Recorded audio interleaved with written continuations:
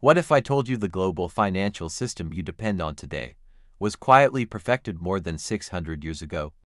Not by governments, not by central banks, but by a single family that mastered money so well, they rewrote the rules of power itself.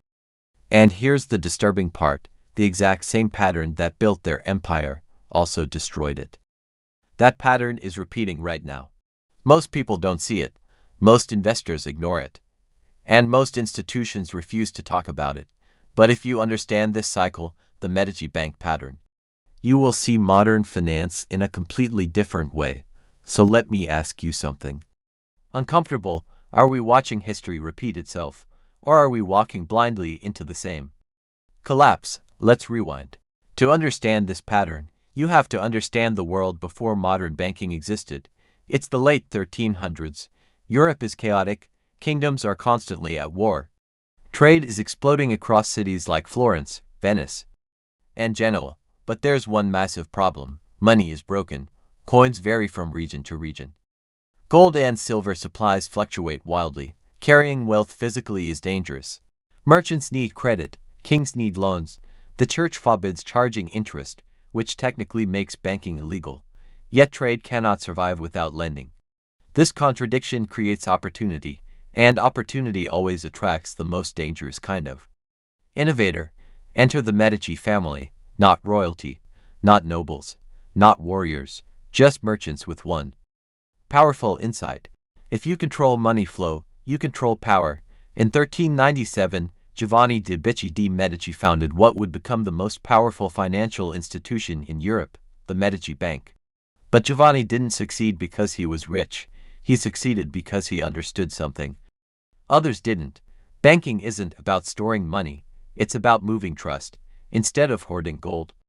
The Medici focused on letters of credit, international branches, currency exchange networks, accounting innovations like double-entry bookkeeping. This allowed merchants to move wealth without physically carrying coins across dangerous roads. Suddenly, the Medici weren't just bankers. They became the backbone of European trade. And here's the first pattern that begins forming. Pattern step 1. Solve a system problem nobody else understands yet. Every financial empire begins this way, not with greed, with innovation. As the Medici Bank expanded, it opened branches across major trade hubs: Rome, Venice, Milan, London, Bruges.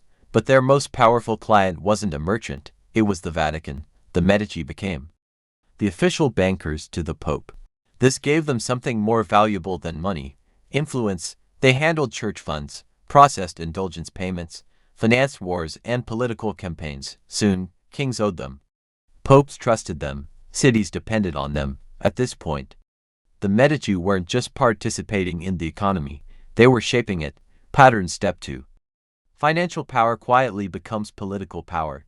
This is where the transformation always begins, when money institutions become too important to fail. Sound familiar? But the Medici didn't stop at banking. They reinvested profits into art, architecture, universities, public infrastructure. They sponsored Michelangelo. They funded cathedrals. They rebuilt Florence. Why?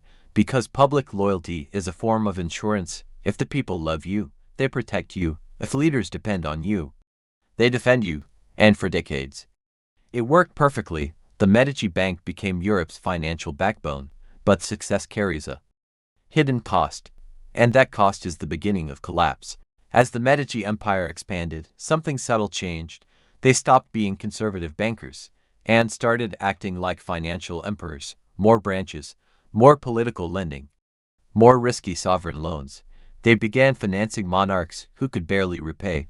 Why? Because when you're powerful enough, risk feels invisible.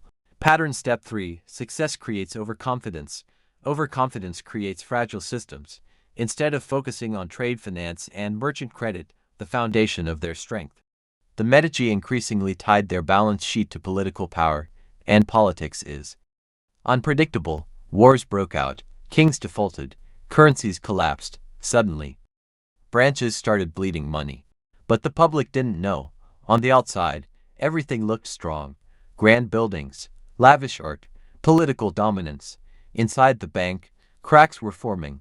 By the mid-1400s, warning signals were everywhere. Overseas branches were underperforming, loans to royalty went. Unpaid, internal management became chaotic, family members fought for control. But instead of slowing down, the Medici doubled down. They expanded further. They increased political involvement. They masked losses with accounting tricks. Pattern step 4. When institutions become too big, transparency disappears. Sound familiar again? This is where financial history always gets dangerous, because when systems stop being honest, collapse becomes inevitable. But it doesn't happen overnight, it happens quietly. And then suddenly, you saw how the Medici family didn't just build a bank, they built the financial nervous system of Europe. They solved a broken system, they gained political power, they expanded globally, they became too important to fail. But every financial empire follows the same hidden law.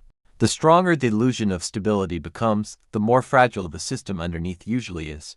Now we reach the moment everything broke. By the late 1400s, the Medici Bank was overstretched in 3 deadly ways. 1. Royal defaults. The Medici had loaned massive sums to European monarchs, especially England and Burgundy. Kings needed money for wars. The Medici needed political leverage. It looked like a perfect deal. Until wars went badly, England defaulted, Burgundy collapsed financially, and suddenly, the Medici were holding enormous unpaid debts that could never be recovered. 2. Foreign branch failures. Branches in London and Bruges began hemorrhaging capital. Managers made reckless loans, local corruption spread, currency exchange losses piled up. The decentralized structure that once made the Medici powerful now became their weakness. 3. Internal power struggles. Family politics turned toxic. Different Medici heirs fought over control. Nepotism replaced competence. Risk management disappeared. And here comes the most dangerous factor, the illusion of safety. The public still believed the Medici were unstoppable, but the balance sheets told a different story. Unlike dramatic bank runs in movies, the Medici collapse happened quietly. No single crash day. No panic in the streets. Just a slow financial bleed. Branches closed one by one. Credit dried up. Influence faded. By 1494, the Medici Bank was effectively finished as a global financial powerhouse. The family still held political power for a time, but their banking empire, the source of their real strength, was gone. And this leads us to the most important part of the pattern. When the Medici system collapsed, the elite survived. The family retained property. Political allies protected them. Wealth was hidden across assets. But ordinary people paid the price. Merchants lost credit access. Trade slowed. Local economies suffered. This is another repeating financial law. When financial empires fall, the public absorbs most of the damage. The Medici collapse didn't end banking. It transformed it. New institutions learned from their mistakes. Larger banks emerged. Governments started getting more involved. Which leads us directly to today. After the Medici era, Europe tried to stabilize finance through centralized banking models, state-backed institutions, more complex credit systems. These were meant to prevent collapse. But instead, they created something new, systemic risk. Instead of one family failing, entire economies could fail together. Instead of localized banking collapses, global financial crises became possible. This is the hidden evolution of the Medici pattern. Small banking empires gives national banking systems, gives global financial networks. Each layer adds scale. Each layer increases fragility. And now we reach the modern parallel. Let's map the Medici pattern onto today's financial system. Step 1. Innovation solves a crisis. Just like the Medici introduced credit networks, modern finance introduced central banking, digital money, global payment systems, derivatives, and leverage. These solve short-term problems, but they also created dependency. Step 2. Financial power becomes political power today. Major banks and financial institutions influence government policy, shape interest rates, receive bailouts, help design regulations. Sound familiar? Step 3. Overexpansion and leverage. Modern banks operate with extreme leverage. Small losses get magnified. Debt levels hit record highs. Governments borrow endlessly. This mirrors the Medici royal loan phase, except on a global scale. Step 4. Hidden fragility. The public sees rising stock markets, growing GDP numbers, expanding technology behind the scenes. National debt is exploding, currency purchasing power is collapsing, banking exposure is increasing. The illusion of stability is strong. That's exactly when systems become most dangerous. Here's what makes today different from the Medici era scale.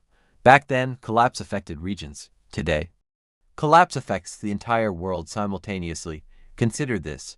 Global debt is higher than at any point in human history. Governments rely on constant borrowing. Central banks print money to stabilize markets. Inflation erodes purchasing power quietly. This is not sustainable. It's delayed collapse. Just like the Medici masked losses for years, modern systems use stimulus, bailouts, and monetary expansion to delay consequences. But delays don't erase reality. They magnify it. So, why does this pattern remain invisible to most people? 3 reasons. 1. Complexity. Modern finance is intentionally complicated. Derivatives, interbank lending, shadow banking. Complexity hides risk. 2. Trust in authority. People assume institutions know what they're doing. The same trust Florentines had in the Medici. 3. Comfort bias. As long as life feels normal, people ignore systemic danger until it's too late. Now let's bring this story home. Here are the 3 lessons history keeps trying to teach us. Every solution plants the seeds of the next crisis. The Medici solved trade finance and created political dependency. Modern banking solved liquidity and created massive debt dependency. Progress doesn't eliminate collapse, it changes its shape. The moment financial institutions become political actors, accountability disappears. That's when systems stop serving people and start serving themselves. It's not sudden, it's not dramatic. It's slow erosion, purchasing power falling, debt rising, trust weakening, opportunity shrinking. And by the time people panic, the damage is already done. Here's the uncomfortable question you should sit with. If the Medici, the most sophisticated bankers of their time, couldn't escape this pattern, what makes us think we can? Are we building a stronger system, or just a bigger version of the same fragile structure? History doesn't repeat exactly, but it rhymes. And right now, the rhyme is getting louder. If this changed how you see money, banking, and financial power, then you need to stay informed, because understanding history is the only advantage regular people have in systems built by elites. So, like this video if you want more deep financial history explained clearly. Subscribe if you care about protecting your wealth and understanding real money mechanics. Comment below, do you think the Medici pattern is repeating, or are we truly different this time? Because the future won't be decided by those who ignore patterns, it will be decided by those who recognize them early.